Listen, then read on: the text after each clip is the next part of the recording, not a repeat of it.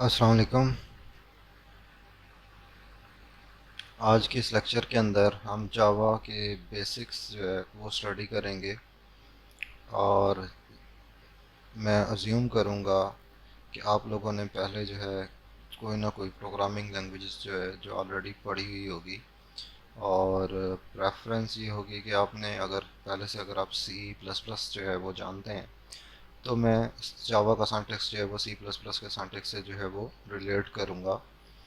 और अगर आपने नहीं पढ़ी तो फ्यू बेसिक्स हैं इसके अंदर जो हम एक टिपिकल किसी भी प्रोग्रामिंग की इंट्रोडक्शन टू प्रोग्रामिंग के कोर्स में पढ़ाते हैं। तो ये बेसिकली जावा अगर आप किसी इंट्रोडक्टरी कोर्स के अंदर पढ़ा रहे हैं या पढ़ रहे हैं, तो ये सारी डिस्कशन जो है वो हमारी जावा की एक बेसिक जो है सिंटैक्स, उसके एलिमेंट्स और उसके स्ट्रक्चर और उसके यूज़ के ऊपर होगी। आप लोगों के सामने जो है जो मैंने शेयर की हुई है स्क्रीन, बेसिकली ये नोट्स जो है ये जब मैं ने खुद जो है जावा पढ़ी थी, तो उस टाइम जो है वो मैंने अपने पर्सनल जो है तैयारी के लिए जो है ये नोट्स बनाए थे। और ये नोट्स जो है वो जावा द कंप्लीट रेफरेंस की बुक से जो है वो तैयार किए गए थे। और उस टाइम जो है जावा का वर्जन जो है वो 8 अवेलेबल था। और अब जो है मार्केट के अंदर जावा का वर्जन जो है वो 14 अवेलेबल है। तो हो सकता है कि इसके अंदर कुछ स्मार्टमेंट आ गई हों, लेकिन बेसिक्स जो है वो हमारी सेम है। तो स्टार्ट करते हैं। जावा, ये जस्ट एक आउटलाइन आप कह लें, एक ओवरव्यू सिंटैक्स होगा। और मैं दोबारा रिपीट कर रहा हूँ कि मैं समझ रहा हूँ कि आपने ऑलरेडी जो है वो कोई प्रोग्रामिंग लैंग्वेज या सी प्लस प्लस जो है वो आपने ऑलरेडी पढ़ी है। तभी जो है आपको ये जो है वो आसानी से समझ आएगा, क्योंकि मैं इसकी डिटेल में नहीं जाऊँगा आऊँगा। तो स्टार्ट करते हैं। सबसे पहला जो हमारा टॉपिक है दैट इज़ कमेंट्स। कमेंट्स हम जानते हैं कि प्रोग्रामर जो है वो सोर्स कोड फाइल्स के अंदर जो है वो मेंशन करते हैं, और वो अपनी याद दहानी के लिए या अपनी मेमोरी के लिए जो है वो कमेंट्स देते हैं कोड के साथ, के ताकि उन्हें याद रहे कि उन्होंने फ़लाँ स्टेप के ऊपर जहाँ उन्होंने कमेंट दिया हुआ है या फ़लाँ स्टेटमेंट के साथ कि उन्होंने उस जगह के ऊपर क्या जो है वो परफॉर्म किया था। या फिर प्रोग्रामर जो है, अगर आप मल्टीपल प्रोग्रामर जो किसी प्रोजेक्ट पे काम कर रहे हैं, तो कमेंट्स जो है वो एक प्रोग्रामर दूसरे प्रोग्रामर के कमेंट्स को पढ़कर जो है वो अंडरस्टैंड कर सकता है कि उस प्रोग्रामर ने जो है यहाँ पर जो है वो क्या लॉजिक जो है वो अप्लाई की है। तो जावा के अंदर जो है हमारे पास तीन तरह के कमेंट्स होते हैं, और कमेंट्स जो हैं वो आपका जावा का कंपाइलर जो है वो इग्नोर कर देता है। जैसे ही आप कंपाइलेशन जो है स्टार्ट होती है, तो कंपाइलर सबसे पहले देखता है कि आपके सोर्स कोड के अंदर जहाँ जहाँ कमेंट्स की स्टेटमेंट्स हैं उनको रिमूव कर देता है, और उसके बाद जो प्रोग्राम को कंपाइल करता है। तो आपके सोर्स कोड का साइज़ तो जो है कमेंट्स लिखने से जो है वो इंक्रीज़ कर सकता है, लेकिन प्रोग्राम का साइज़ जो है वो कमेंट्स लिखने से इंक्रीज़ जो है वो नहीं होता, क्योंकि कमेंट्स जो है वो कंपाइलेशन से पहले ही जो है वो रिमूव कर दिए जाते हैं। तो जावा जो है वो तीन तरह के कमेंट्स जो है वो सपोर्ट करता है। That is one is this is a single line comment जो आपके सामने आपको नज़र आ रहा है, और ये यूज़ करता है दो स्लैश। अगर आप डबल स्लैश लगाकर उसके आगे कोई भी लाइन लिख दें, तो ये first line single line comment जो है वो कहलाएगा। इसी तरह से अगर आपने मल्टी लाइन कमेंट्स, ऐसा कमेंट जो है जिसके लिए आपको एक से ज़्यादा लाइन्स की ज़रूरत पड़ती है, तो आप उसके लिए जो सिंटैक्स जो यूज़ करते हैं वो है स्लैश स्टैरिक, और दरमियान में जितनी भी आपने लाइंस की डिस्क्रिप्शन देनी है या कमेंट देना है, और उसके बाद है स्टैरिक स्लैश। तो जावा जैसे ही देखता है जहाँ पर उसको डबल स्लैश नज़र आ रहे होते हैं, वो समझता है कि ये जो लाइन इसके आगे आ रही है ये एक कमेंट है। इसी तरह से स्लैश स्टैरिक और स्टैरिक स्लैश के दरमियान जो भी लाइंस होती हैं, जावा उन्हें ट्रीट करता है कि ये कमेंट्स हैं। और थर्ड कमेंट जो कि जावा के अंदर एग्जिस्ट करते हैं that is called documents comments, और सिंपली डॉक कमेंट्स जो इनको बोला जाता है। ये स्टार्ट होते हैं स्लैश डबल स्टैरिक, उसके बाद कमेंट की स्टेटमेंट, और उसके बाद स्टैरिक स्लैश। तो स्लैश डबल स्टैरिक जो है ये बताता है जावा को कि ये डॉक्यूमेंट कमेंट है। और जावा के अंदर जो है जब आप जावा इंस्टॉल करते हैं तो उसके अंदर एक टूल जो है वो जिस तरह कंपाइलर अवेलेबल होता है, जावा का जेवीएम अवेलेबल होता है, वैसे जो है वो हमारे पास जो है जावा का एक टूल अवेलेबल है जिसे जो है जावा डॉक बोला जाता है। ये एक प्रोग्राम होता है जो इन कमेंट्स को रीड करके ऑटोमेटिकली जावा की डॉक्यूमेंटेशन जो है वो हमें जनरेट करके दे देता है। तो अब हम बारी बारी इन कमेंट्स की एग्जांपल जो है वो देख लेते हैं जावा के अंदर जो कमेंट्स किस तरह से यूज़ किए जाते हैं। मैंने ऑलरेडी जो है एक प्रोग्राम जो है वो स्टार्ट किया हुआ है, ओपन किया हुआ है सोर्स कोड इंटेलिजे एडिटर के अंदर। तो उसके अंदर मैं आपको दिखा देता हूँ कि कमेंट्स किस तरह से होते हैं। देखिए मैंने इंटेलिजे ओपन किया, मैं इस प्रोजेक्ट को क्लोज करता हूँ और कमेंट्स का प्रोजेक्ट जो है वो ओपन करता हूँ।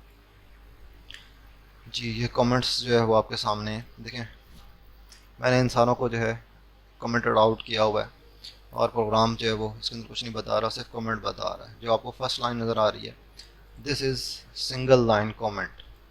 ये जो मैं हाईलाइट कर रहा हूँ ये आपको बता रहा है कि ये एक लाइन का कमेंट है। अच्छा, जब आप इसको इस तरह से लिखते हैं, मतलब इससे पहले और इसके बाद में अगर कोई स्टेटमेंट नहीं आती, तो जावा जो है इसको आप जो है इसी तरह से लिखा जा सकता है। अगर आपने इसको स्टेटमेंट के साथ लिखना है, फॉर एग्जांपल मेरे पास एक स्टेटमेंट है int A is equal to 5। अगर मैंने इस लाइन के आगे कमेंट देना है तो मैं लिखूंगा double slash variable having value 5। देखें अब कमेंट्स जो मैंने जब भी दिया, मैंने अपने सेमी कोलन के बाद दिया। जहाँ मेरी स्टेटमेंट जो है वो प्रोग्राम की ख़त्म हो रही है उसके बाद मैंने कमेंट दिया।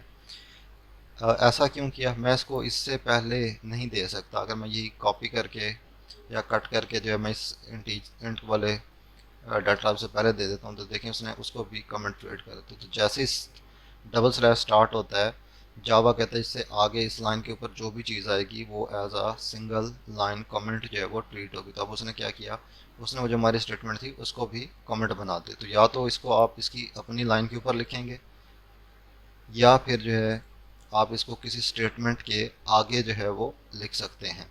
लेकिन इससे आगे जो है आपकी कोई स्टेटमेंट इस लाइन के ऊपर नहीं आएगी। वो लाइन जो है हमेशा जो है वो सोर्स कोड के अंदर जो है वो एंटर की से जो है टर्मिनेट, अगर मैंने लाइन चेंज करनी मैं एंटर प्रेस करूँगा तो मैं अब लिख सकता। तो यहाँ ये कमेंट जो है वो ख़त्म हो चुका है। यहाँ मैंने अगर कुछ लिखा int B is equal to 6, तो देखें ये अब कमेंट नहीं है। तो जावा क्या ट्रीट कर रहा है कि इन स्लैश के आगे जहाँ तक ये लाइन जा रही है वहाँ तक जो है जावा इसको ट्रीट करेगा एज आ सिंगल लाइन कमेंट। इसके बाद हम आते हैं मल्टी लाइन कमेंट्स। बाज़ दफ़ा ऐसा होता है कि आपने कुछ डिटेल डिस्क्रिप्शन, कोई पैराग्राफ या मल्टीपल लाइंस के अंदर जो है आपने कोई प्रोग्राम देना होता है। फॉर एग्जांपल मैं यहाँ पर लिखता हूँ a program to calculate sum of, इसके बाद मैं अगली लाइन पर टू इंटीजर वेरिएबल्स। तो देखें अब ये जब तक मैं हमारे पास जो स्टैरिक स्लैश नहीं आता तब तक जावा इसको ट्रीट करता है कि ये मल्टी लाइन कमेंट है। अब इन दो के दरमियान स्लैश स्टैरिक और स्टैरिक स्लैश के दरमियान अगर मैं कुछ भी लिखता हूँ, कोई भी प्रोग्राम की स्टेटमेंट लिखता हूँ, तो जावा इसको ट्रीट करेगा कि ये कमेंट है। तो जब तक आपका स्टैरिक स्लैश नहीं आता, जावा आप जो भी इनके दरमियान लिख दें जावा उसको ट्रीट करेगा कि ये कोई कमेंट जो है वो एग्जिस्ट कर रहा है। तो मल्टी लाइन कमेंट्स के लिए आप जो है वो सिंटैक्स यूज़ करते हैं स्लैश स्टैरिक और स्टैरिक स्लैश का। थर्ड जो हमारे पास जावा के अंदर टाइप आती है कमेंट्स की, that is called documentation comments. Documentation comments जो है इस प्रोग्राम के अंदर या इस सोर्स कोड की फ़ाइल के अंदर जो है आपके पास दो हैं। एक आपको ये टॉप के ऊपर नज़र आ रहा है स्लैश स्टैरिक स्टैरिक, और उसके बाद जो है स्टैरिक स्लैश, यहाँ ये एंड हो रहा है जो बता रहा है कि ये फ़ाइल जो है वो कब क्रिएट हुई, यूज़र नेम सिस्टम का जो है क्या है, किस टाइम के ऊपर किस डेट को जो क्रिएट की गई। इसी तरह से एक और मैंने कमेंट ऐड किया है, दिस डॉक्यूमेंट और the document comment use to generate documentation by Java tool. तो ये कमेंट जो है वो जावा टूल को यूज़ करते हुए इस सोर्स कोड फाइल की डॉक्यूमेंटेशन जो है वो ऑटोमेटिकली जो है वो जनरेट कर सकता है। तो इसको दिखाने के लिए कि जावा किस तरह से जो है वो जनरेट करता है, मैंने आपको टर्मिनल जो है वो ओपन कर लेता हूँ। मेरे पास मैक सिस्टम है, अगर आपके पास विंडोज़ है तो आप CMD ओपन करके, और आप जाएंगे जहाँ पर आपने ये कमेंट्स वाली फाइल जावा की जो है वो स्टोर की है जिस फोल्डर के अंदर, उस फोल्डर के अंदर जाकर आप जो है वो स्टेटमेंट देंगे। मैं इसको स्क्रीन क्लियर कर देता हूँ। जी आप लिखेंगे जावा, पहले मैं चेक कर लेता हूँ कि मैं किस फोल्डर के अंदर हूँ। जी मेरे पास जो है देखें आप कमेंट्स डॉट जावा की फाइल जो है एग्जिस्ट कर रही है इसी फोल्डर के अंदर जहाँ मौजूद हूँ जिस बात के ऊपर। मैं इधर स्टेटमेंट देता हूँ जावा डॉक, इसके आगे मुझे फ़ाइल का नाम, सोर्स कोड फाइल का नाम देना है जिससे मैंने कमेंट्स जनरेट करने, मैंने दिया कमेंट्स डॉट जावा। इसके बाद मैं एक कमांड लाइन आर्गूमेंट देता हूँ डैश डी के, ये कमेंट्स जो है आपने जनरेट करने हैं डॉक्यूमेंट वाले या डीओसी वाले फोल्डर के अंदर। जैसे ही मैं एंटर प्रेस करूँगा जावा जो है आपके कमेंट्स जो है वो वाली फाइल से डॉक्यूमेंट कमेंट्स को रीड करेगा और आपके जो सोर्स कोड होगा उसकी डॉक्यूमेंटेशन जो है वो जनरेट कर देगा। आप देखते हैं कि इसने क्या जनरेट किया। मैं दोबारा आता हूँ अपने इस फोल्डर के अंदर, ये मेरे पास कमेंट्स का फोल्डर था, इसमें सोर्स और ये डॉक्यूमेंट्स का फोल्डर। ये देख लें कि इसने बहुत सारी HTML फाइल्स और कुछ जो है जिप फाइल्स जो है वो जनरेट करके दे दी हैं। ये जावा ने जो है बेसिकली वेबसाइट टाइप का और या आप कह लें कि HTML फॉर्मेट के अंदर ये डॉक्यूमेंटेशन जो है वो ऑटोमेटिकली जनरेट करके दे दी है। इसको हम देख लेते हैं। index.html की फाइल अगर ओपन करें तो आपको इस तरह से जो एक जावा का टिपिकल सिंटैक्स है जो जावा जो है अपनी ऑफिशियल डॉक्यूमेंटेशन के अंदर भी यूज़ करता है, उस फॉर्म के अंदर जो है आपको उसने ये डॉक्यूमेंटेशन जो है वो जनरेट करके दे दी। और यहाँ पर आपको जावा के कमेंट्स आपको नज़र आ रहे हैं कि ये फाइल जो है वो क्रिएटेड बाय आपके सामने आ रहा है जो वहाँ पर पहली स्टेटमेंट थी। इसी तरह से इसके अंदर कितने जो है मेथड्स यूज़ हो रहे हैं, कंस्ट्रक्टर एक यूज़ हो रहा है, मेथड हमारे पास जो है उसके अंदर एक ही था मेन, तो वो उसने लिस्ट कर दिया। इसके बाद कुछ और कमेंट्स जो आपके सामने आ रहे हैं और मेन का मेथड आ रहा है। तो इस तरह से जावा जो है आपके जो है वो डॉक्यूमेंट्स कमेंट्स के ज़रिए जो है आपको डॉक्यूमेंटेशन जो है वो जनरेट करके दे देता है। अब चलते हैं हम आगे। जी अच्छा, अगली चीज़ जो हमारे सामने आ रही है जावा का, हम जो है एक हेलो वर्ल्ड प्रोग्राम देखते हैं और उसके अंदर दो तीन चीज़ें हम देखेंगे। यहाँ पर जो है वो नोट्स के अंदर जो है मेंशन हो रहा है कि जावा is case sensitive and strongly typed language.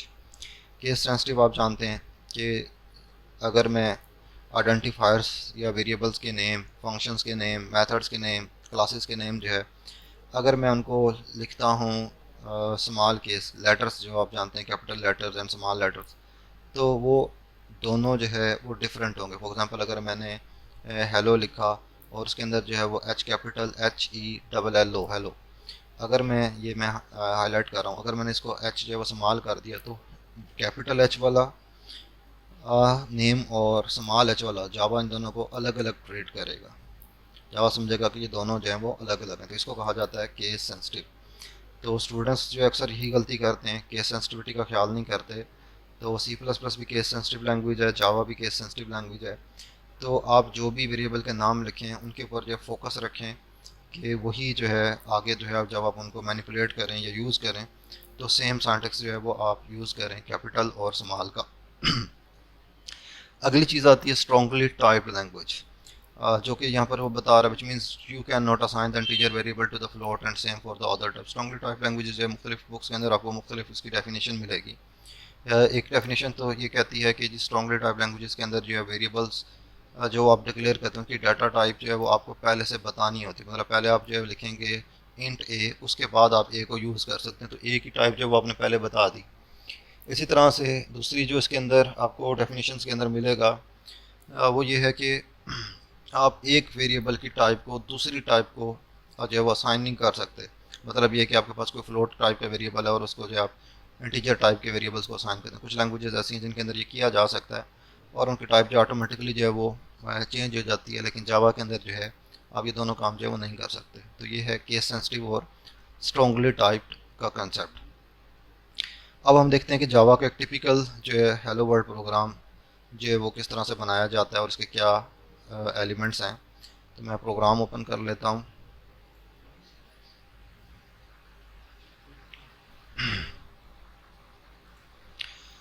जी, ये मैंने जावा का एक टिपिकल प्रोग्राम आपके सामने है, और इसके जो एलिमेंट्स हैं इसके अंदर आप देख सकते हैं। सबसे पहले जो है हमारे पास डॉक्यूमेंट्स कमेंट्स आ रहे हैं जो ऑटो जनरेटेड हैं।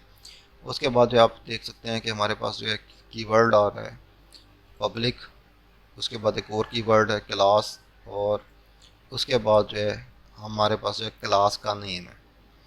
अच्छा, इसके बाद हमारे पास जो है पब्लिक स्टैटिक वॉइड मेन एक मेथड या फंक्शन जो है वो आपको नज़र आ रहा है इस क्लास के अंदर। अब जावा के अंदर जो एक टर्मिनोलॉजी यूज़ की जाती है और कहा जाता है कि everything is in Java is a class, कि जावा के अंदर जो भी चीज़ें हैं सारी की सारी जो है कोई ना कोई क्लास होगी। इट मीन्स के जावा के अंदर मेन का प्रोग्राम जो है या विदाउट ऑब्जेक्ट ओरिएंटेड के या विदाउट ऑब्जेक्ट्स या क्लासेस के आप जो है कुछ भी जो है जावा के अंदर नहीं बना सकते। तो जावा के अंदर हमने मेन फंक्शन को यूज़ करना है। मेन फंक्शन जो है वो स्टार्टिंग पॉइंट होता है किसी भी प्रोग्राम का, जिस तरह सी प्लस प्लस के अंदर मेन फंक्शन जो है वो यूज़ किया जाता है किसी भी प्रोग्राम का स्टार्टिंग पॉइंट। लेकिन मेन को हम जो है वो किसी क्लास के बगैर जावा के अंदर नहीं लिख सकते। तो हमने क्या किया, हमने क्लास बना दी। उस क्लास के अंदर जो सिर्फ एक ही मेथड है, उसके कोई वेरिएबल्स नहीं है, कोई और उसकी जो है डिटेल नहीं है। आगे हम पढ़ेंगे क्लासेस के अंदर। तो यहाँ पर सिर्फ मेन को हमने यूज़ करने के लिए क्लास बनाई है, बाकी इस क्लास का जो है इस प्रोग्राम के अंदर कोई काम नहीं है। और मेन का जो मेथड है उसके अंदर जो तीन कीवर्ड्स, पहले सबसे पहले उसके एक्सेस मॉडिफायर पब्लिक, जिनको हम आगे डिटेल में जाके पढ़ेंगे। फिर स्टैटिक का कीवर्ड आ रहा है, फिर वॉइड का कीवर्ड आ रहा है, और फिर मेन का जो है वो फंक्शन नेम आ रहा है। उसके बाद स्ट्रिंग, आपको ब्रैकेट्स नज़र आ रही हैं, बड़ी ब्रैकेट्स ये शो कर रही हैं कि स्ट्रिंग टाइप की अरे है। और उसके बाद जो है ए आर जी एस, उस अरे का नाम जो है वो ए आर जी एस है। फिर हमारे पास जो है बॉडी की कर्ली ब्रेसेस स्टार्ट हो रही हैं और उसके अंदर एक स्टेटमेंट लिखी गई है system dot out dot print L N, और इन्वर्टेड कॉमास के अंदर जो है एज अ पैरामीटर जो प्रिंट एल एन जो एक फंक्शन है, और उसको जो इन्वर्टेड कॉमास के अंदर जो है आपने जो है स्ट्रिंग जो एक दे दी जो उसने स्क्रीन पर प्रिंट करनी है। तो जिस तरह आप सी आउट करते थे सी प्लस प्लस के अंदर, तो जावा के अंदर system dot out dot print L N जो है वो यूज़ होता है आपकी किसी भी स्टेटमेंट को प्रिंट करने के लिए या स्ट्रिंग को प्रिंट करने के लिए। अच्छा, अब कुछ इसके अंदर चीज़ें अगर मैं पहले इस प्रोग्राम को रन करके आपको दिखा देता हूँ, और फिर मैं इसको दोबारा स्क्रैच से भी बना के आपको दिखा देता हूँ कि आपने जो है प्रोग्राम कैसे बनाना है। तो अगर मैं इसको रन करता हूँ तो मेरे पास देखें ये इसका आउटपुट जो है मुझे मिलेगा रन वाले टैब के अंदर। ये नीचे जो है आपको मुख्तलिफ टैब्स नज़र आ रहे हैं, run, problems, terminal, build, console and to do. तो इसके अंदर जो रन वाला टैब है इसको जैसे ओपन करता हूँ तो इसके अंदर जो है आपको आउटपुट मिल रहा है। ऊपर ये बेसिकली इसकी कंपाइलेशन या रनिंग स्टेटमेंट जो आपको नज़र आ रही है, और उसके बाद जो प्रोग्राम जो है वो आपका एग्जिट हो रहा है। तो ये system dot out dot print L N जो है वो स्टेटमेंट प्रिंट करता है और उसके बाद जो है वो टर्मिनेट हो जाता है। तो आईडी के अंदर जो है आप इसी तरह से जो है प्रोग्राम को रन कर सकते हैं कि आप जो है ये प्ले का बटन जो है ये प्रेस कर दें, या आप जो है रन वाली मेन्यू में से जाकर रन कर दें। अगर आपको मल्टी फाइल प्रोजेक्ट है तो आप सबसे पहले जो है वो बिल्ड में जाके पहले प्रोजेक्ट बिल्ड करेंगे और फिर उसके बाद जो है वो रन करेंगे। अच्छा, अब कुछ इंटरेस्टिंग चीज़ें हैं कि जावा के अंदर जब आप कोई भी फाइल का नाम रखते हैं तो जो भी आप क्लास जिसके अंदर आपका मेन होता है तो उस क्लास का नाम और जिस फाइल के अंदर वो सोर्स कोड सेव किया गया उसका नाम जो है वो सेम होना चाहिए। ये जावा के अंदर एक आप कह लें कि उसका एक रूल है कि फॉर एग्जांपल मेरे पास जो मैंने फ़ाइल क्रिएट की हुई है उसका नाम है हेलो एम जे एस। अगर मैं ये इसका नाम कर देता हूँ क्लास का एम जे एस टू, देखें ये इसने फ़ौरन से जो है इसको हाईलाइट कर दिया है रेड कलर के अंदर। और ये एरर मुझे क्या दे रहा है, class hello two is a public should be declared in the file name hello M J S two dot Java. वो कह रहा है कि क्लास जो हेलो टू आपने लिखी hello M J S two, ये पब्लिक क्लास है। वो कहता है इस क्लास को इसकी अपनी फ़ाइल नेम वाली क्लास अपनी फ़ाइल नेम वाली सोर्स कोड फाइल के अंदर होना चाहिए। मतलब ये कि जो आप नाम जो है क्लास का यूज़ करें वही नाम जो है आपकी सोर्स कोड फाइल का होना चाहिए, वरना ये प्रोग्राम जो है वो कंपाइल नहीं करेगा। तो अगर हेलो एम जे एस मैंने करना है तो मुझे फ़ाइल का नाम भी जाकर हेलो एम जे एस करना होगा। मैं इसको दोबारा हेलो एम जे एस कर देता हूँ तो अब देखें ये ठीक हो गया। और फाइल का नाम अगर आप देखना चाहें तो आप देख सकते हैं कि ये मेरे पास है, ये देखें हेलो एम जे एस की फ़ाइल है। अगर ये नाम मैं चेंज कर देता हूँ और क्लास का नाम वही रखता हूँ तो भी ये गलत होगा। तो क्लास का नाम और फाइल का नाम जो है वो दोनों सेम होने चाहिए। अच्छा, अब हम आते हैं कि ये प्रोजेक्ट जो किस तरह से क्रिएट किया जाता है जावा के अंदर। इसको मैंने प्रीवियस वीडियो के अंदर भी बताया हुआ है, इधर जो है दोबारा एक दफ़ा जो है वो मैं बता देता हूँ। मैं अपने प्रोजेक्ट को क्लोज़ कर देता हूँ। जब भी हम जो है आईडी इंटेलिजे जो है स्टार्ट करते हैं तो हमारे पास ये वेलकम स्क्रीन आती है। इसके अंदर आपके पास ऑप्शन आ रहा होगा न्यू प्रोजेक्ट का, आपने न्यू प्रोजेक्ट करना है। उसके बाद आपने लेफ़्ट साइड जो हमारे पास टेम्पलेट्स नज़र आ रहे हैं उनमें से आपने सेलेक्ट करना है जावा, और आपके पास जो भी जावा का वर्जन इंस्टॉल होगा वो प्रोजेक्ट एसडीके के वाली फील्ड के अंदर आपको नज़र आ रहा होगा। फिर आपने प्रेस करना है नेक्स्ट। अच्छा, अब यहाँ पर दो ऑप्शन है आपके पास। एक तो इन्होंने बना बनाया इंटेलिजेबल उन्होंने टेम्पलेट दिया हुआ है कि आप क्रिएट प्रोजेक्ट फ्रॉम टेम्पलेट कर दें, और दूसरा जो है आप इसको स्क्रैच से बनाएं। तो पहले मैं क्रिएट टेम्पलेट से कर देता हूँ। मैंने क्रिएट टेम्पलेट किया, मैंने सेलेक्ट किया कमांड लाइन एप्लीकेशन, तो ये कुछ कोड जो है वो ऑटोमेटिकली आपको राइट करके दे देगा। इसके बाद मैं नेक्स्ट करता हूँ तो देखें मेरे पास जो अगली जो विज़िट के अंदर स्क्रीन आती है उसमें मुझसे पूछता है कि अपने प्रोजेक्ट का नाम क्या देना है, प्रोजेक्ट की लोकेशन क्या देनी है, और पैकेज का नाम जो है वो क्या देना है। तो प्रोजेक्ट का नाम जो है आप जो भी देना चाहें, फॉर एग्जांपल मैं इसका नाम दे देता हूँ हेलो टू। अच्छा, उसके बाद जो है मेरे पास जो है फ़ोल्डर है जो मैंने ऑलरेडी जो है वो बनाया हुआ है अपने कंप्यूटर के अंदर। आप सी ई डी ड्राइव जो भी आपके पास अवेलेबल है उसके अंदर एक फ़ोल्डर क्रिएट कर लें। मैंने कोड के नाम का फ़ोल्डर बनाया हुआ है, तो उसके अंदर जो है आपके प्रोजेक्ट जो है वो क्रिएट होते जाएंगे। उससे जो है कि आपको जावा के तमाम प्रोग्राम्स को सेव करने में आसानी रहेगी। और बेस पैकेज जो है, पैकेजेस को हम डिटेल में पढ़ेंगे आगे जाके। बेसिकली पैकेज यूज़ करते हैं हम मुख्तलिफ़ क्लासेस की कलेक्शन को जो है वो सिंगल नेम देने के लिए। लेकिन अभी जो है अब इसको छोड़ देंगे पैकेज क्या करता है। तो जस्ट हमें क्या करना है, हमने जो प्रोजेक्ट का नेम दिया और उसकी लोकेशन बताई। ये क्या करेगा, कोड वाले फोल्डर के अंदर एक और फोल्डर क्रिएट करेगा हेलो टू के नाम से, और उसके अंदर जो है आपको प्रोजेक्ट क्रिएट करेगा। इसके बाद मैं फिनिश करता हूँ। देखिए इसने पहली स्टेटमेंट दे दी पैकेज, उसके बाद पब्लिक क्लास, क्लास का नाम इसने रखा हुआ है मेन, और जो इसने सोर्स फाइल जनरेट की होगी उसका नाम भी मेन होगा। और उसके बाद जो है इसने मेन का फंक्शन जो है वो आपको राइट करके दे दिया। अच्छा, अब इसको आप रन करते हैं। पहले तो आप इसका स्ट्रक्चर देख लें। देखें ये आपको प्रोजेक्ट जो है वो विंडो नज़र आ रही होगी, यहाँ पर लिखा हुआ वन। अगर आप इसके ऊपर क्लिक करते हैं जहाँ मेरा कर्सर है तो यहाँ पर आप देख सकते हैं कि ये हेलो का प्रोजेक्ट है। इसको मैंने एक्सपेंड किया। उसके बाद इसके अंदर एक फ़ोल्डर होगा SRC जो कि है एब्रीविएशन सोर्स है। इसको आप एक्सपेंड करेंगे, उसके अंदर पैकेज का नेम होगा, और पैकेज के अंदर जो है आपको आपकी जावा की क्लास फाइल जो है वो मिलेगी जो कि मेन के नाम से। तो ये बेसिकली आपकी सोर्स कोड फाइल। अगर आप इसको क्लोज कर दें तो आप जो है SRC फोल्डर के अंदर जाकर मेन को यहाँ से ओपन कर सकते हैं। इसके बाद जो है अगर आप इसको अपने फ़ोल्डर के अंदर देखना चाहते हैं कि वहाँ पर जो इसने किस तरह से ये फ़ाइल जो है जनरेट की है, तो आप जो है अपने कंप्यूटर के अंदर वो जहाँ पर आपने ये फ़ोल्डर जो है वो जहाँ पर आपने ये प्रोजेक्ट सेव किया था वो ओपन करें। मैंने ओपन किया हेलो टू। इसके अंदर देखें ये इसकी प्रोजेक्ट फाइल है। इसके अंदर एक फ़ोल्डर है सोर्स, उसके अंदर इसने एक पैकेज का नाम रिवर्स ऑर्डर के अंदर com.mjs था, और उसके अंदर जो है उसकी फ़ाइल जो है वो आपको मिलेगी main.java। तो ये बेसिकली इसकी ये सोर्स फाइल है। तो यहाँ से भी आप देख सकते हैं, और यहाँ से प्रोजेक्ट एक्सप्लोरर से भी आप जो है वो देख सकते हैं, ये जो आपको लेफ्ट साइड पे नज़र आ रहा है। अच्छा, अब इसके अंदर जब ये फाइल जनरेट हो जाती है, यहाँ पर मैं स्टेटमेंट दे देता हूँ प्रिंट करने के लिए।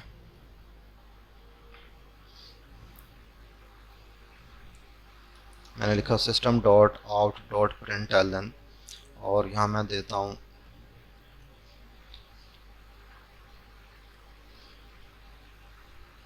हेलो लर्नर्स और स्टूडेंट्स। जी, मैंने ये स्टेटमेंट दी। इसके बाद आपको ये टॉप राइट के ऊपर जो यहाँ पर रन का या प्ले का एक जो है वो बटन नज़र आ रहा है। जैसे आप इसके ऊपर क्लिक करेंगे तो ये आपको प्रोग्राम जो है वो रन हो जाएगा। पहले ये कंपाइल होगा, बिल्ड होगा, और उसके बाद जो है रन हो जाएगा, और ये आपके पास जो है मेन के अंदर इसकी आउटपुट जो है वो आपको मिल जाएगी। तो जब भी जावा का प्रोग्राम कंपाइल होता है ये जो है वो फाइल जनरेट करता है डॉट क्लास फाइल। देखें कहाँ जनरेट करेगा, देखें इसने एक और फोल्डर बना दिया आउट का। आउट के फोल्डर के अंदर प्रोडक्शन, प्रोडक्शन के अंदर वही प्रोजेक्ट का नाम, वही पैकेज का नाम, और उसके अंदर आपको ये मेन डॉट क्लास फाइल जो है वो जावा की बाइट कोड फाइल है, या जिसे जावा की रनेबल फाइल कहा जाता है। अच्छा, तो यूँ जो है आप प्रोग्राम जो है वो जावा के टेम्पलेट से जो है वो बना सकते हैं। अच्छा, यहाँ पर जो है हमें कंफ्यूज करता है पैकेज। तो अगर आप पैकेज का सिंटैक्स जो है वो यूज़ नहीं करना चाहते तो आप क्या करें, एक दूसरा तरीका है जिसके अंदर आप स्क्रैच से जो है जावा का प्रोजेक्ट बनाएंगे। तो मैं उस तरीके से जो है बनाता हूँ।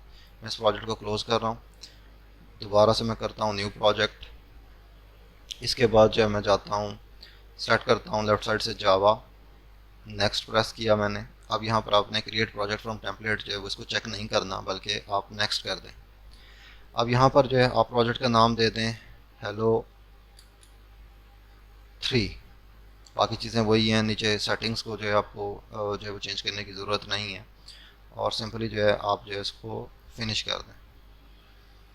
अब देखें हमारे पास जो प्रोजेक्ट एक्सप्लोरर है इसके अंदर सोर्स का फोल्डर आ रहा है, लेकिन वो एक्सपेंडेबल नहीं है। इस मीन्स कि इसके अंदर जो है कोई भी अभी जो है वो सोर्स कोड फाइल जो है वो एग्जिस्ट नहीं करती। तो आप इसके ऊपर राइट क्लिक करें, न्यू, और यहाँ से आप सेलेक्ट करें जावा क्लास। आप फाइल भी सेलेक्ट कर सकते हैं, लेकिन आप जावा क्लास करें तो ज़्यादा इजी हो जाएगा। को क्लास का कोड जो ऑटोमेटिकली राइट करके आपको दे देगा। तो जावा क्लास मैंने लिखा और इसको मैं नाम दे देता हूँ hello 3।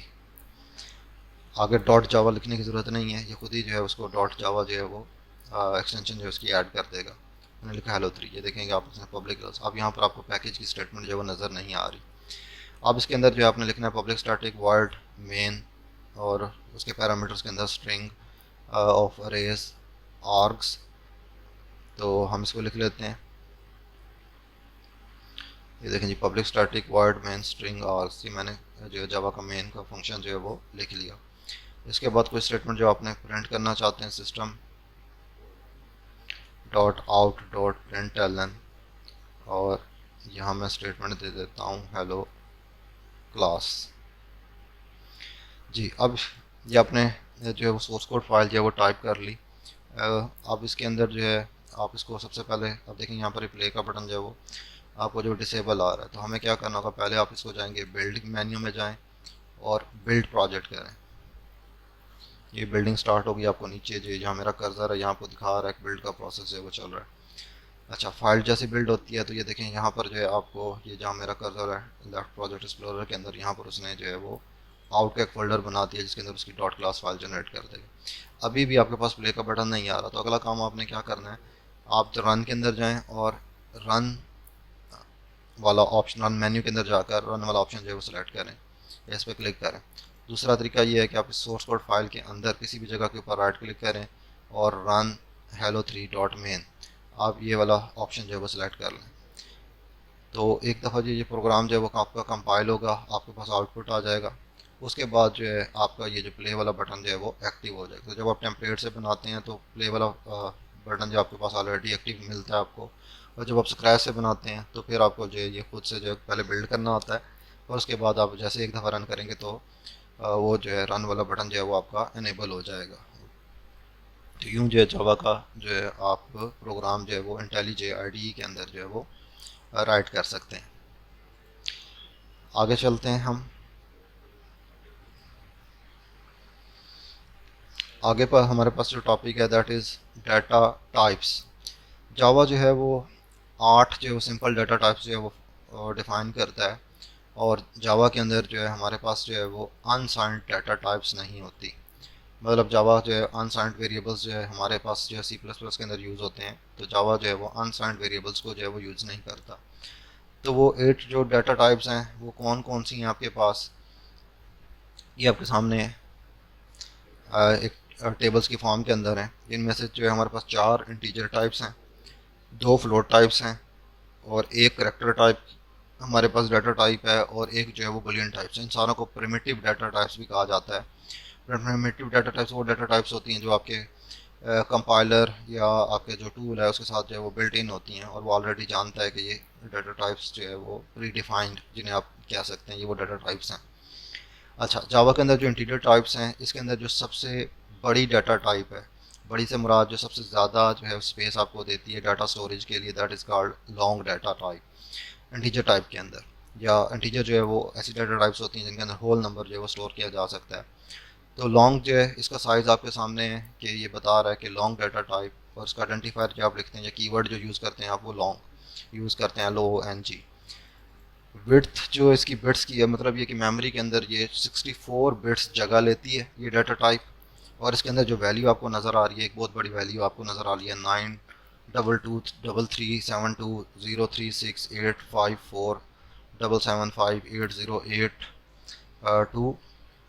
Positive value of this. अब ये देख सकते हैं कि इतनी बड़ी जो है ये वैल्यू जो है आप न्यूमेरिक या होल नंबर जो है वो स्टोर कर सकते हैं आप लॉन्ग डाटा टाइप के अंदर। लॉन्ग से जो हमारे पास जो स्मॉल छोटी डाटा टाइप है वो है हमारे पास इंट, जो कि मेमोरी के अंदर 32 बिट्स लेती है। इसी तरह से हमारे पास जो है अगली डाटा टाइप है शॉर्ट, और फिर हमारे पास उससे भी छोटी डाटा टाइप है बाइट। तो बाइट जो है वो हमारे पास सबसे छोटी न्यूमेरिक इंटीजर डाटा टाइप है जो मेमोरी के अंदर 8 बिट्स लेती है और वैल्यू स्टोर करती है -128 टू 127। इसके बाद हमारे पास फ्लोट पॉइंट डाटा टाइप्स हैं, जिसके अंदर जो पहली डाटा टाइप है that is double. Double data type जो है मेमोरी के अंदर 64 बिट्स लेती है। उसके बाद हमारे पास जो सेकंड डाटा टाइप है दैट इज़ कॉल्ड फ्लोट, जो हमारे पास जो वो 32 बिट लेती है। और उसकी वैल्यूज़ आपके सामने जो है वो आपको रेंज वाली फील्ड के अंदर नज़र आ रही है कि ये कहाँ से लेकर कहाँ तक वैल्यूज़ जो है वो स्टोर कर सकती है। फिर हमारे पास जो अगली डाटा टाइप है दैट इज़ करेक्टर टाइप, और करेक्टर जो है वो हमारे पास जो है वो मेमोरी के अंदर जो है वो 16 बिट जो है वो यूज़ करती है, जो इसका डिफ़ॉल्ट साइज़ है। Java uses Unicode to represent characters. Java जो है बेसिकली आस्की यूज़ नहीं करता बल्कि यूनिकोड फॉर्मेट यूज़ करता है, और वो 60 जो है वो आपका 16 बाइट जो है 16 बिट्स जो है वो आपकी मेमोरी जो है वो ऑक्यूपाई करता है। तो अगर हम न्यूमेरिक्स के अंदर देखें तो 16 बिट के अंदर आपके पास जो वैल्यू आती है वो 0 से लेकर 65,536 जो है वो वैल्यू आप स्टोर कर सकते हैं। और एट्थ जो हमारे पास डाटा टाइप है जावा की वो है बुलियन टाइप, और बुलियन का जो आइडेंटिफायर है वो बुलियन ही है, और इसकी जो विड्थ जो है वो JVM स्पेसिफिक होती है। और इसके अंदर जो वैल्यूज़ आ सकती हैं वो आ सकती हैं ट्रू या फॉल्स। अब हम देखते हैं इनको डिटेल के अंदर, कोड के अंदर देख लेते हैं।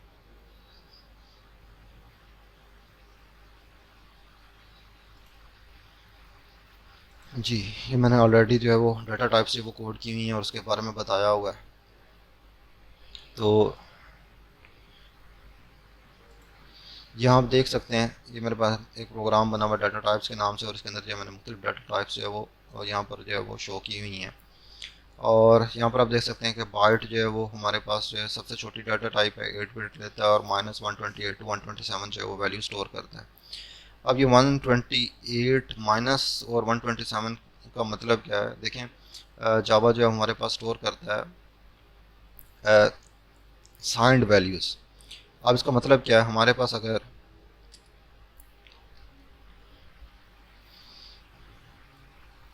देखें अगर हमारे पास जो है 8 बिट्स मेमोरी हो, मतलब हमारे पास मेमोरी जो है मेमोरी जो हम यूज़ करने जा रहे हैं उसका साइज़ जो है वो 8 बिट है। अब इसके अंदर 0 1 के जो है वो 8 मुख्तलिफ जो है वो कम्बिनेशंस जो है वो हमारे पास जो है वो बनते हैं मतलब हम जो है सारे ज़ीरो जो है 7 तक जो है वो ज़ीरो लगा दें, उसके बाद 1 लगा दें, फिर 1 0 कर दें, फिर 1 1 कर दें, एंड सो ऑन। यूँ जो है हम 8 बिट के अंदर मुख्तलिफ 1 0 की कम्बिनेशन जो है वो बना सकते हैं। तो 8 बिट्स के अंदर मैक्सिमम हमारे पास 0 1 के कितने डिफरेंट कम्बिनेशन आ सकते हैं, ये कैलकुलेट करने के लिए हम फार्मूला यूज़ करते हैं 2 raised to power n। तो आप जो है वो कैलकुलेट कर सकते हैं कि अगर मेरे पास 8 बिट्स हैं तो मैं करूँगा 2 raised to the power 8, तो मेरे पास जो आंसर आता है वो आता है 256। इसका मतलब ये है कि अगर मेरे पास 8 बिट हों तो मैं उसके अंदर जो है वो 1 0 के जो कम्बिनेशन स्टोर कर सकता हूँ 256 डिफरेंट कम्बिनेशन जो है वो स्टोर कर सकता हूँ। इसको समझाने के लिए मैं थोड़ा सा जो है वो आसान कर देता हूँ। फॉर एग्ज़ाम्पल अगर मेरे पास जो है वो 2 बिट्स हों, एक डाटा टाइप है मेरे पास, मैं यहीं आपको जो है वो समझा देता हूँ। अगर मेरे पास जो है वो कोई डाटा टाइप है जो 2 बिट के ऊपर जो है वो लाई करती है, तो 2 बिट के अंदर मेरे पास जो वैल्यूज़ आ सकती हैं वो आ सकती हैं 0 0 0 1, फिर मेरे पास आ सकती है 1 0 एंड 1 1। तो ये 4 मुख्तलिफ वैल्यूज़ आ सकती हैं। और किसी को अगर मैं देखूँ कि वैल्यूज़ किस तरह से आई हैं मेरे पास, अगर मैं 2 raised to the power 2 करता हूँ, कैलकुलेटर में ऑन कर लेता हूँ, 2 raised to the power 2, तो मेरे पास आंसर आ रहा है 4। इट मीन्स कि 4 डिफरेंट ज़ीरो वन के कम्बिनेशन जो है वो 2 बिट के अंदर स्टोर हो सकते हैं। तो अगर आपके पास 2 बिट हो तो 4, अगर आपके पास जो है वो 1 बिट हो तो 2 रेज़ टू द पावर 1 करेंगे तो आंसर जो है वो आपके पास आएगा 2, मतलब या तो 0 स्टोर होगा या 1 स्टोर होगा, 2 कम्बिनेशन आ सकते हैं। तो सिमिलरली जो अगर आपके पास 8 बिट हो तो हमारे पास कितने डिफरेंट कम्बिनेशन आते हैं, वो हैं 256 या 256 कम्बिनेशन जो है वो 8 बिट के अंदर आ सकते हैं। अच्छा, अब क्योंकि जावा जो है वो साइंड है, साइंड वेरिएबल्स यूज़ करती है, जो साइंड डाटा टाइप्स यूज़ करती है, तो इसका मतलब क्या है कि हमारे पास अगर 8 बिट हैं तो 1 बिट जो है वो हमारी जावा रिजर्व कर देती है for the purpose of sign. Sign से मुराद ये है कि वहाँ पर प्लस या माइनस हो सकता है कि वैल्यू जो आपकी है वो पॉजिटिव है या नेगेटिव है। तो 1 बिट हमारे पास चली गई आपके साइन के अंदर, बाकी हमारे पास बचेंगी 7 बिट। तो 7 बिट की अगर हम देखें कि 7 बिट के अंदर 0 1 के कितने कम्बिनेशन आ सकते हैं, तो वो हमारे पास आ सकते हैं 1, 1 हम करेंगे 2 रेज़ टू द पावर 7। तो देखें अब आपके पास आंसर आ रहा है 128। अब इसका मतलब क्या हुआ कि हमारे पास 128 डिफरेंट कम्बिनेशन आ सकते हैं 0 1 के, अगर हमारे पास जो है वो 7 बिट्स हों। अच्छा, अभी भी आप इसके अंदर देखें, जो हमने जो डिस्क्रिप्शन के अंदर जो है वो बताया हुआ है कि ये वैल्यू स्टोर करता है -128 to 127। तो ये जो सेकंड है हमारे पास 128 जो डिफरेंट वैल्यूज आ सकते हैं, तो सेकंड जो है वो 127 क्यों है? तो उसकी रीज़न ये है कि हमने जो है ज़ीरो को भी स्टोर करना है। तो एक तरफ है -1 to -128 और दूसरी तरफ है 0 to 127। तो ज़ीरो क्योंकि हम इंक्लूड कर रहे हैं तो 1 बिट जो हमारे पास जो कम्बिनेशन है वो ज़ीरो ने ले लिया और बाकी हमारे पास जो बचे वो बचे 127। तो 8 बिट के अंदर जो हमारे पास साइन वैल्यू आ सकती है वो आ सकती है -128 to 127। अब इससे मुराद क्या है कि ये वैल्यूज़ क्या है? फॉर एग्जांपल आपने स्टोर करना है, मैंने डेसिमल नंबर स्टोर करने हैं। अभी जो मैंने एग्जांपल दी थी कि मेरे पास जो अगर 2 बिट हों तो उस कम्बिनेशन बनते हैं 0 0, इसी तरह से दूसरा कम्बिनेशन बनता है 0 1, और तीसरा कम्बिनेशन बन जाएगा 1 0, और फोर्थ कम्बिनेशन जो है वो बन जाएगा मेरे पास 1 1। तो आप देख लें कि अगर मेरे पास कोई ऐसी मेमोरी हो जिसके अंदर सिर्फ 2 बिट हो, कोई ऐसी डाटा टाइप जिसके अंदर 2 बिट हो, तो मैं उसके अंदर 4 वैल्यू जो स्टोर कर सकता हूँ। फॉर एग्जांपल अगर मैं पहली वैल्यू लेता हूँ कि 0 0 रिप्रेजेंट कर रहा है 1 को, आप जानते हैं कि कंप्यूटर जो है वो और डेसिमल नंबर्स को अंडरस्टैंड नहीं करता, बल्कि इंटरनली जो है वो यूज़ कर रहा होता है बाइनरी को, और आपको शो कर रहा होता है डेसिमल नंबर या वर्डिंग्स या करेक्टर्स। तो अगर मेरे पास 2 बिट हो, उसके अंदर जो मैं कितनी वैल्यूज मैक्सिमम उसकी रेंज बनेगी, वो बनेगी 1 2 3 एंड 4। तो इससे ज़्यादा जो है वैल्यू जो है मैं वो अपने 2 बिट के अंदर स्टोर नहीं कर सकता। तो ये होगी अनसाइंड के केस के अंदर कि मैं अगर मैं साइन जो है वो यूज़ नहीं कर रहा। अगर मैं साइंड के केस में जाता हूँ तो पहली जो मेरे पास बिट है पड़ी, या लास्ट बिट जो है, दोनों में से किसी को भी यूज़ करता हूँ, इधर जो मैं साइन के लिए रिजर्व कर देता हूँ, मतलब ये माइनस। अगर मैंने माइनस की वैल्यू स्टोर करनी है तो अब मेरे पास आप देख सकते हैं जो वैल्यू आ रही हैं वो आ रही हैं -1 बिट, बाकी बची 3 बिट। तो 3 के अंदर जो कम्बिनेशन आ सकते हैं वो आ सकता है हमारे पास -1। इसके बाद हमारे पास जो अगला कम्बिनेशन आ सकता है 0, और उसके बाद जो है +1। तो ये हम जो है तो 2 बिट्स के अंदर जो है वो डाटा जो है वो सिर्फ इतना स्टोर कर सकते हैं। तो 8 बिट हैं तो उनके अंदर 128 से 127 तक का डाटा जो स्टोर हो सकता है। अगर 16 बिट हैं तो 2 रेज़ टू द पावर जो है वो आप 16 कर लें। इसको देख लेते हैं कि ये जो अगर आपको कभी जो है वो पूछा जाए कि जी आपके पास इतनी बिट्स हैं तो आप जो कितनी वैल्यूज जो है वो स्टोर कर सकते हैं, तो उसके लिए आपको क्या करना होगा, आप सिंपली जो है वो कैलकुलेट कर लें 2 raise to the power n। तो अगर मैं करता हूँ, मैंने कहा कि शॉर्ट जो है वो मेमोरी के अंदर 16 बिट लेता है, तो मैं करता हूँ 2 रेज़ टू द पावर 16। मेरे पास जो आंसर आता है वो आता है 65,536। अगेन हमने कहा कि 1 बिट जो है वो हमारा साइन ले लेता है, पॉजिटिव और नेगेटिव का सिंबल। इसका मतलब ये होता है कि उस पॉजिटिव और नेगेटिव वाली बिट के अंदर अगर 1 है तो इट मीन्स कि वो वैल्यू जो है वो नेगेटिव है, अगर 0 है तो इट मीन्स वो वैल्यू पॉजिटिव, या इसका उलट भी जो है कंसिडर किया जा सकता है। तो अगर 1 बिट जो वो साइन ले ले तो हमारे पास बाकी बचेंगी 15 बिट्स। तो फिर मैं करता हूँ 2 रेज़ टू द पावर 15। अब मेरे पास आ रहा है 32,68। तो ये सेम फिगर है जो आपको यहाँ पर जो है वो लिखी हुई नज़र आ रही है कि -32,868 से लेकर आप जो है 32,767 या 667 तक जो है आप वैल्यू जो है वो स्टोर कर सकते हैं। तो यहाँ पर जो है वो आपको एक जो है वो वैल्यू जो है वो मतलब एक कम है, एक लेस देन है 32,768 या 68 से। उसकी रीज़न जो है कि यहाँ पर जो है वो ज़ीरो स्टोर हो रहा है। तो जावा के अंदर हमारे पास जो सबसे छोटी डाटा टाइप है दैट इज़ कॉल्ड बार्ट, जो 8 बिट लेती है। उसके बाद अगली जो डाटा टाइप है दैट इज़ शॉर्ट, वो हमारे पास 16 बिट लेती है। फिर हमारे पास आती है इंटीजर डाटा टाइप जो 32 बिट लेती है और उसकी रेंज जो है वो आपके सामने जो है मौजूद है। इसी तरह से इससे जो बड़ी डाटा टाइप है वो है लॉन्ग। तो ये चार डाटा टाइप जो है वो यूज़ होती हैं अगर आपने इंटीजर या होल नंबर्स को स्टोर करना हो जावा के अंदर। फिर हमारे पास अगली जो डाटा टाइप्स जावा के अंदर आती हैं those are called float point data type, जिसके अंदर जो है आपने इशारिया वाले नंबर्स को स्टोर करना हो या डेसिमल नंबर्स को स्टोर करना हो या फ्रैक्शनल नंबर्स को जो है वो स्टोर करना हो। तो उसके लिए जो है हम फ्लोट पॉइंट डाटा टाइप जो है वो यूज़ करते हैं।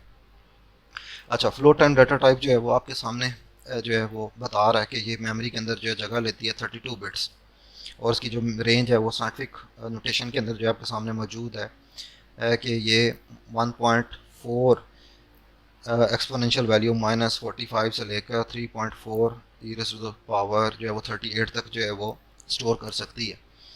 अच्छा, फ्लोट पॉइंट नंबर्स जो है जब भी हम लिखते हैं 3 पॉइंट जो है मैंने उसको वैल्यू साइन की है 3.4 और उसके आगे आपको ये एक जो है लेटर आपको नज़र आ रहा है एफ। अगर मैं इसको हटा देता हूँ तो ये देखें ये मुझे एरर दे देगा। ये एरर इसलिए दे रहा है और आपको जो है वो जो है वो हाईलाइट करके एरर बता रहा है। वो कहता है required type float but you have provided double data type.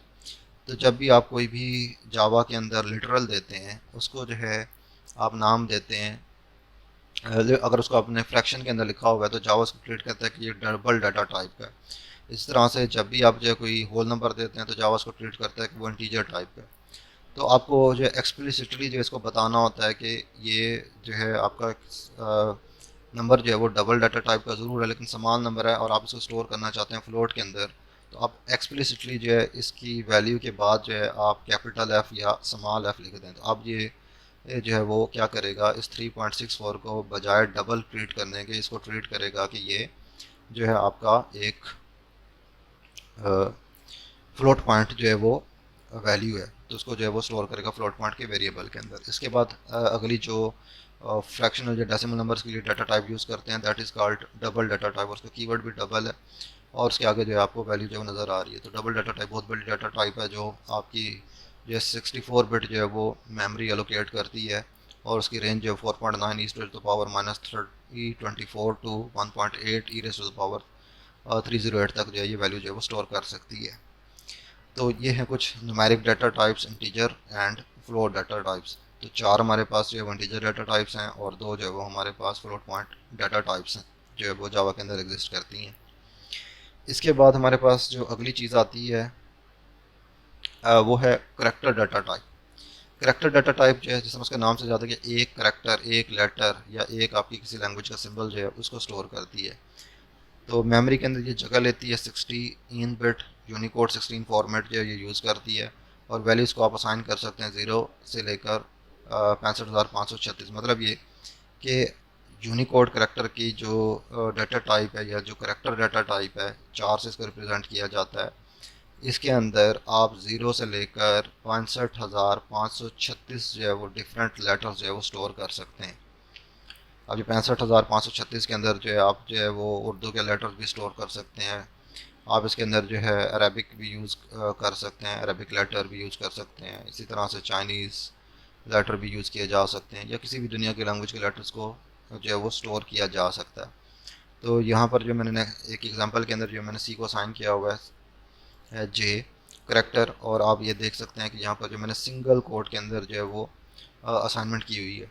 तो जावा के अंदर जब भी आपने कोई एक करेक्टर जो है यूज़ करना हो, करेक्टर डाटा टाइप की असाइनमेंट करनी होती है तो आप उसको सिंगल कोड के अंदर लिखते हैं। अगली जो स्टेटमेंट है इसके अंदर मैंने उर्दू का लेटर जो है वो जीम जो है वो स्टोर किया हुआ है आपके यूसी वाले वेरिएबल के अंदर। तो यूसी फॉर यूनिकोड करेक्टर मैंने एक वेरिएबल का नाम लिखा हुआ और आगे मैंने कमेंट के अंदर लिखा भी होगा कि यूनिकोड ये रिप्रेजेंट कर रहा है कि आप उसके अंदर जो किसी भी लैंग्वेज का सिंबल जो है वो स्टोर कर सकते हैं। और फिर मैंने इसको प्रिंट करके देखा हुआ कि वाकई ये जो है यही प्रिंट करता है या नहीं करता। तो इसको एक दफ़ा चला के देख लेते हैं इस प्रोग्राम को। सिर्फ एक स्टेटमेंट जो हमारी यहाँ पर प्रिंट हो रही है, तो आप ये देख सकते हैं कि इसने जीम जो है वो प्रिंट कर दिया आपके आउटपुट के अंदर, ये मैंने हाईलाइट कर दिया। अच्छा, इसके बाद जो हमारे पास अगली डाटा टाइप आती है जो हमारी जावा के अंदर लास्ट डाटा टाइप है, दैट इज़ कॉल्ड बुलियन, और जो स्टोर करती है ट्रू एंड फॉल्स, दो वैल्यूज़ को स्टोर करती है। इसका साइज़ जो है वो मशीन टू मशीन वेरी करता है जेवीएम के ऊपर। तो वो कहता है बुलियन को आपने जब भी लिखना होगा तो आप लिखेंगे बुलियन वेरिएबल का नेम, और उसके बाद जो है आप इसको वैल्यू दे सकते हैं, या तो फॉल्स दे सकते हैं या फिर आप वैल्यू जो है इसको दे सकते हैं ट्रू। ये दो ही वैल्यूज़ जो है वो स्टोर कर सकती है, ट्रू और फॉल्स। तो ये है जावा के अंदर डिफरेंट डाटा टाइप्स।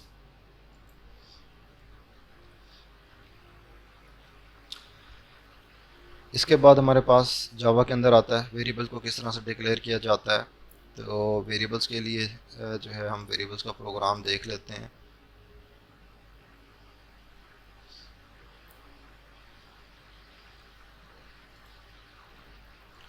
जी, ये मैंने वेरिएबल्स का सिंटैक्स जो आपके सामने। आपने अगर एक लाइन के ऊपर जो है एक वेरिएबल डिक्लेयर करना हो तो आप सिंपली जो है वो लिखेंगे डाटा टाइप, उसका जो सिंटैक्स है इंट, या आपने को फ्लोट करना है तो आप लिखेंगे फ्लोट, करेक्टर करना है तो आप लिखेंगे 4 का कीवर्ड, उसके आगे जो इसकी डाटा टाइप उसके वेरिएबल का नाम। फॉर एग्जांपल मैं इसका नाम दे देता हूँ चॉइस, और ये मेरे पास एक वेरिएबल डिक्लेयर हो गया। अगर मैंने इंटीजर वेरिएबल डिक्लेयर करना है तो मैं लिखूँगा इंट ए, तो ए नाम का इंटीजर वेरिएबल डिक्लेयर हो गया। इसी तरह से अगर मैंने लिखा डबल डी, तो डी नाम का डबल वेरिएबल जो है वो मेरा डिक्लेयर हो गया। तो वेरिएबल को वैल्यू असाइन करनी है आपने, तो आप क्या करते हैं, आप लिखते हैं ए इज़ इक्वल टू जो भी आप वैल्यू देना चाहते हैं, मतलब मैं 54 दे देता हूँ। इसी तरह से डबल वेरिएबल को मैंने वैल्यू देनी है तो मैं 3 मैंने ये वैल्यू जो डबल को असाइन कर दी। करेक्टर को अगर मैंने वैल्यू देनी होगी तो मुझे हमेशा जो है वो सिंगल कोट के अंदर लिखनी होगी। मैं लिखूँगा choice is equal to single quotes के अंदर डी। तो इस तरह से जो है मैं वेरिएबल जो है वो डिक्लेयर और उनकी वैल्यूज़ को इनिशियलाइज कर सकता हूँ। मैं एक ही लाइन के अंदर जो मल्टीपल वेरिएबल्स भी सेम टाइप के जो है डिक्लेयर कर सकता हूँ। फॉर एग्जांपल मिलता है इंट ए कॉमा बी, तो मैंने दो वेरिएबल जो है वो बना दिए इंटीजर टाइप के ए और बी। आगे जो है आपको नज़र आ रहा है स्टेटमेंट के अंदर लिखा हुआ int A is equal to 5 comma B comma C is equal to 8। तो यहाँ पर जो है वो तीन वेरिएबल बना रहा है A B and C integer type के, लेकिन साथ में जो है वेरिएबल ए को वैल्यू असाइन कर रहा है 5, बी को कोई वैल्यू असाइन नहीं कर रहा, और सी को जो वैल्यू असाइन कर रहा है 8। तो आप इस तरह से भी लिख सकते हैं। नीचे जो करेक्टर वेरिएबल हो रहा है, फिर फ्लोट पॉइंट का वेरिएबल जो है वो इनिशियलाइज किया जा रहा है। और जावा के अंदर एक और डाटा टाइप जो कि परमिटिव डाटा टाइप नहीं है, बेसिकली एक क्लास जो है वो है स्ट्रिंग की, जो हम यूज़ करते हैं जब हमने मल्टी करेक्टर स्ट्रिंग या टेक्स्ट को जो है जावा के अंदर स्टोर करना होता है। तो उसका जो सिंटैक्स है वो हम लिखते हैं स्ट्रिंग, और इसके अंदर आप देखेंगे कि एस जो स्ट्रिंग का कैपिटल होता है, ये बेसिकली डाटा टाइप है, एब्स्ट्रैक्ट डाटा टाइप है, आपकी प्रिमिटिव डाटा टाइप नहीं है। उसके बाद स्ट्रिंग टाइप के वेरिएबल का नाम, और इक्वल टू के बाद जो है आप डबल कोट्स के अंदर जो भी आप स्ट्रिंग ऑफ करेक्टर्स जो है वो देना चाहते हैं वो यहाँ पर लिख सकते हैं। तो ये थी जावा की कुछ डाटा टाइप्स। स्ट्रिंग जब भी आपने इनिशियलाइज करनी है उसको डबल कोट के अंदर करना है, और करेक्टर जब भी आपने इनिशियलाइज करना है तो उसको सिंगल कोट के अंदर करना है। अच्छा, एक और चीज़ जो यहाँ पर मैं बताना चाहूँगा कि जब आप सोर्स कोड के अंदर इस तरह से वैल्यूज़ लिखते हैं, ये जो मैंने हार्ड कोड कर दी, इनको बोला जाता है लिटरल्स। तो ये बेसिकली एक आपका स्ट्रिंग लिटरल है जो मैं हाईलाइट कर रहा हूँ हेलो एमजेएस। इसी तरह से जो आपने यहाँ पर ये दे दिया 45.334, तो ये क्या है, ये बेसिकली आपका एक न्यूमेरिक लिटरल है। इसी तरह से ये एक इंटीजर लिटरल है 5, और 8 जो है ये आपका जो है वो एक अगेन जो है वो इंटीजर लिटरल है। इसी तरह से ये आपका एम जो है ये करेक्टर लिटरल है। तो लिटरल्स वैल्यूज़ ऐसी होती हैं जिनको सोर्स कोड के अंदर जो है वो आप जो है वो मॉडिफाई कर सकते हैं, लेकिन जब आपका प्रोग्राम रन हो रहा था तो इन वैल्यूज़ को आप चेंज नहीं कर सकते। तो हमारे पास जो बेसिकली तीन टाइप्स होती हैं आपके वेरिएबल, कांस्टेंट एंड लिटरल्स। तो लिटरल्स जो है वो बेसिकली प्रोग्रामर सोर्स कोड के अंदर मेंशन कर देता है और वो वैल्यूज़ हमेशा सोर्स कोड के अंदर ही चेंज हो सकती हैं। मतलब ये कि एक दफ़ा प्रोग्राम आपने कंपाइल कर दिया तो कंपाइल्ड प्रोग्राम के अंदर ये वैल्यूज़ जो है वो आप चेंज नहीं कर सकते, या चलते हुए प्रोग्राम के अंदर इन वैल्यूज़ को आप चेंज नहीं कर सकते। आपको क्या करना होता है, आपके पास जो सोर्स कोड फाइल होनी चाहिए उसके अंदर आप जाकर इनको चेंज करें और फिर इसको कंपाइल करेंगे तो ये वैल्यूज़ जो है वो आपके प्रोग्राम के अंदर चेंज होंगी। तो बेसिकली आप समझ लें कि ये सोर्स कोड लेवल के अंदर जो है आपके कॉन्स्टेंट्स हैं। अच्छा, वेरिएबल्स के बाद हमारे पास जो अगली चीज़ आती है दैट इज़ अरेज। अब यहाँ पर जो अरे की डेफिनेशन आपके सामने आ रही है वो कहते हैं in Java arrays are dynamically allocated, all array indexes start from zero, java has a runtime array boundary check। ये उसने तीन बातें जो है यहाँ पर आपको बता दी। वो उसने कहा कि जावा के अंदर अरेज जो है वो डायनामिकली एलोकेटेड होते हैं। डायनामिकली एलोकेटेड से मुराद क्या है कि जब आपका प्रोग्राम रन होता है तो जावा जो है रन टाइम के ऊपर जो है वो मेमोरी आपके ऑपरेटिंग सिस्टम से रिक्वेस्ट करता है, जहाँ पर भी मेमोरी की जगह जितनी स्पेस आपने अरे की जो है वो रिक्वायर की होती है वो मौजूद होती है, तो ऑपरेटिंग सिस्टम जो है वो मेमोरी जावा को रिटर्न कर देता है, जेवीएम को रिटर्न कर देता है और वहाँ पर जो है वो आपका अरे जो है वो क्रिएट हो जाती है। तो चलते हुए प्रोग्राम के अंदर जो है मेमोरी एलोकेट की जाती है, जबकि सी प्लस प्लस के अंदर जो है स्टैटिकली जो है वो मेमोरी एलोकेशन जो है वो की जाती है अरे की। तो जावा जो है हमेशा जब भी आपकी स्टेटमेंट जावा की अरे की आएगी उस टाइम के ऊपर जो है वो मेमोरी जो है वो एलोकेट की जाएगी। उसके बाद अगली बात ये करता है, वो कहता है all array indexes start from the zero. Java के अंदर हमेशा जो अरे का इंडेक्स होगा वो ज़ीरो से स्टार्ट होगा। इसी तरह से वो कहता है कि जावा हैज़ अ रन टाइम अरे बाउंड्री चेक। अगर आप जावा के अंदर उसकी बाउंड्री अरे की बाउंड्री फॉर एग्जांपल आपने 5 एलिमेंट का अरे दिया और आप एक्सेस करने की कोशिश करते हैं 7th एलिमेंट, तो जावा जो है वहाँ पर आपको एरर देगा और आपको बताएगा कि जी आप जो है वो बाउंड्री से जो है वो बाहर जा रहे हैं। बाकी इसके बाद अरेज बनाए किस तरह जाते हैं, तो जावा के अंदर अरे का जो सिंटैक्स है डिक्लेयर करने का वो है, सबसे पहले आप टाइप स्पेसिफाई करते हैं कि आपकी अरे किस टाइप की होगी। अच्छा, अरे की डेफिनेशन जो है वो जो है वो पढ़ी जाती है conjunctive memory location of same data type, कि अरेज जो है वो हमेशा मेमोरी के अंदर कंजक्टिव लोकेशंस लेते हैं, मतलब एक साथ लोकेशन लेते हैं, एक साथ मेमोरी के मल्टीपल जो सेल साथ साथ होते हैं वो लोकेट कर दिए जाते हैं। और हमेशा जो है अरे के जितने भी वेरिएबल्स होंगे या जितने भी एलिमेंट्स होंगे उनकी डाटा टाइप जो है वो एक ही होगी। तो अगर आपने लिखा इंट रोल नंबर्स, तो जितने भी अरे के एलिमेंट होंगे वो सारे के सारे इंटीजर डाटा टाइप के होंगे। फिर वो कहता है अलोकेट मेमोरी फॉर द अरे। तो आपने जब मेमोरी अलोकेट करनी है तो वो किस तरह से करेंगे, पहले स्टेटमेंट के अंदर जो आपने या सिंपली जो है वो अरे जो है वो डिक्लेयर किया हुआ उसको मेमोरी एलोकेट नहीं की, तो मेमोरी एलोकेट करने के लिए आपको ऑपरेटर यूज़ करना पड़ता है न्यू का। तो न्यू का ऑपरेटर क्या करता है, ये ऑपरेटिंग सिस्टम से मेमोरी रिक्वेस्ट करता है और यहाँ ये जो है आप स्टेटमेंट जो देख रहे हैं इसके अंदर जो 30 इंटीजर्स वेरिएबल्स की मेमोरी जो 30 जो है वो आपकी इंटीजर डाटा टाइप की जो मेमोरी जो है वो ऑपरेटिंग सिस्टम को रिक्वेस्ट करेगा। जैसे ही वो मेमोरी मिलेगी उसको असाइन कर देगा आपके इस रोल नंबर वाले वेरिएबल को। तो इस तरह से जो है वो जावा के अंदर जो है अरेज जो है वो डिक्लेयर की जाती हैं। तो अरेज के प्रोग्राम्स के अंदर हम देख लेते हैं कि किस तरह से ये आपको वहाँ से ज़्यादा क्लियर समझ आ जाएगा।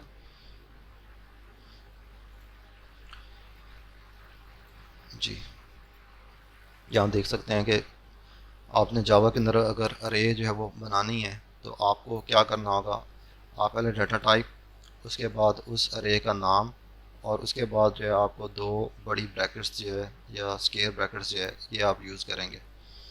तो यहाँ पर जो पहली लाइन के अंदर हमने क्या किया, हमने जो है एक अरे जो है वो डिक्लेयर कर दी। यहाँ पर अभी ना तो हमने साइज़ बताया और ना ही जो है अभी यहाँ पर मेमोरी लोकेट हुई। नेक्स्ट लाइन के अंदर हमने क्या किया, हमने जो है वो उस अरे का नाम लिखा इज़ इक्वल टू न्यू, उसके बाद डाटा टाइप और फिर स्क्वायर ब्रैकेट्स के अंदर हमने दे दिया उसका साइज़ 10।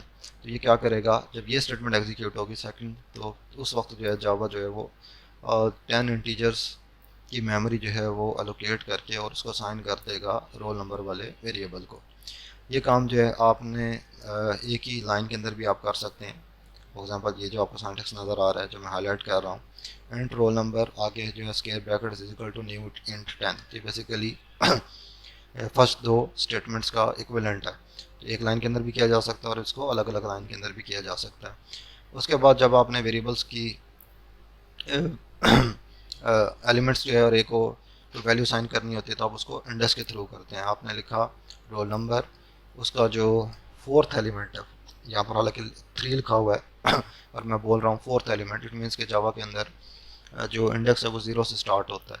तो 0 के ऊपर 1 एलिमेंट, 1 के ऊपर 2, 2 के ऊपर 3 और 3 के ऊपर जो है वो फोर्थ एलिमेंट। तो ये आपके रोल नंबर वाले अरे के फोर्थ एलिमेंट को 123 जो है वो इंटीजर वैल्यू जो है वो असाइन कर देगा। अगले स्टेटमेंट के अंदर अगर आप उसने अरे की वैल्यू को रीड करना है तो आप देंगे रोल नंबर और उसके बाद जो है ब्रैकेट्स के अंदर जो है वो 3, तो ये वैल्यू जो है वहाँ से रीड हो जाएगी।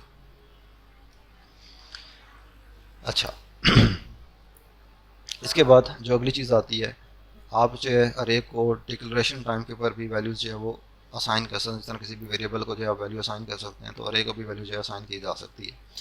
तो ये जो स्टेटमेंट मैं हाईलाइट कर रहा हूँ, इसके अंदर आप देख सकते हैं कि मैंने 5 एलिमेंट्स जो है वो असाइन कर दिए एक रोल नंबर्स के अरे को। अब उसके अंदर मैंने देखें कि इसके ब्रैकेट्स के अंदर मैंने साइज़ जो है मेंशन नहीं किया, तो इसको हम बोलते हैं, जो आपको कर्ली ब्रेसेस के अंदर कॉमा सेपरेटेड वैल्यूज़ नज़र आ रही हैं, इसको बोला जाता है इनिशियलाइज़र लिस्ट।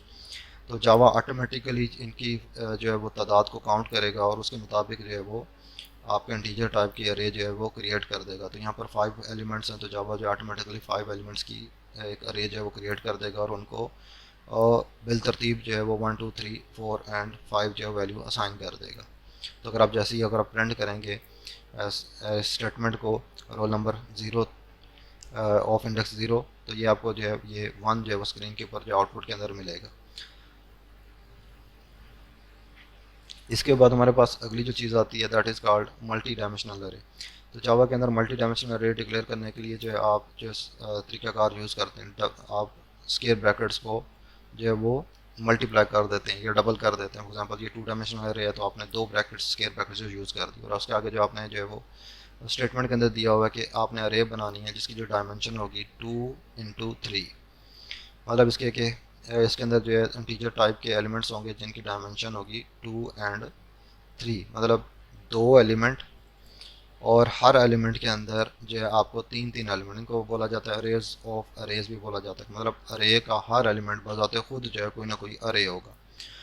तो ये जो आपको बता रहा है, ये बता रहा है कि आपके पास 2 एलिमेंट्स हैं और उन 2 एलिमेंट्स के अंदर जो है जो पहला एलिमेंट है उसके अंदर भी 3 एलिमेंट हैं, जो दूसरा एलिमेंट है उसके अंदर भी 3 एलिमेंट है। नीचे जो है आपके पास जो है 2 डायमेंशनल अरे की एक और एग्जांपल जो आपके सामने, जिसके अंदर जो है आपको नज़र आ रहा है इनिशियलाइज़र लिस्ट। इनिशियलाइजर लिस्ट जो है मल्टीपल जब आपने इनिशियलाइजेशन करनी होती है तो वहाँ जो है आप जो कॉमा सेपरेटेड जो है कर्ली ब्रेसेस के अंदर जो है एक लिस्ट दे रहे हैं, ये दूसरी लिस्ट आप दे रहे हैं और ये तीसरी लिस्ट आप दे रहे हैं।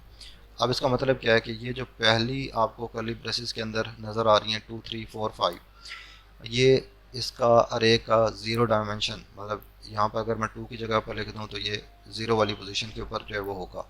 इसके बाद जो दूसरा आपको नज़र आ रहा है ये इसका फर्स्ट एलिमेंट है और ये जो तीसरा आपको नज़र आ रहा है ये इसका जो है वो सेकंड एलिमेंट होगा। तो 0 element, first element and second element, या बेसिकली ये पहला एलिमेंट, ये दूसरा एलिमेंट और ये तीसरा एलिमेंट, और हर एलिमेंट के अंदर आपको मज़ीद जो है फिर 4 जो है वो वैल्यूज़ मिल रही हैं। तो ये बेसिकली जो अरे बन रही है वो बन रही है आपकी 3 इंटू 4 की।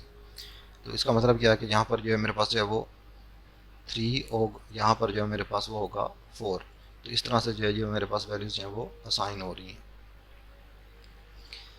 कि जावा के एक अरे के अंदर 3 एलिमेंट हैं और हर एलिमेंट जो है वो 4 एलिमेंट्स के ऊपर कंसिस्ट करता है। तो यूँ जो है आप मल्टी डायमेंशनल अरे जो है वो जावा के अंदर जो है वो क्रिएट कर सकते हैं। जी इस वीडियो के अंदर इतना ही। बाकी हम नेक्स्ट वीडियो के अंदर जो है सेकंड पार्ट में मज़ीद जो है जावा की बेसिस के बारे में जो है वो स्टडी करेंगे। सब्सक्राइब लाइक करना मत भूलिएगा। अल्लाह हाफिज़।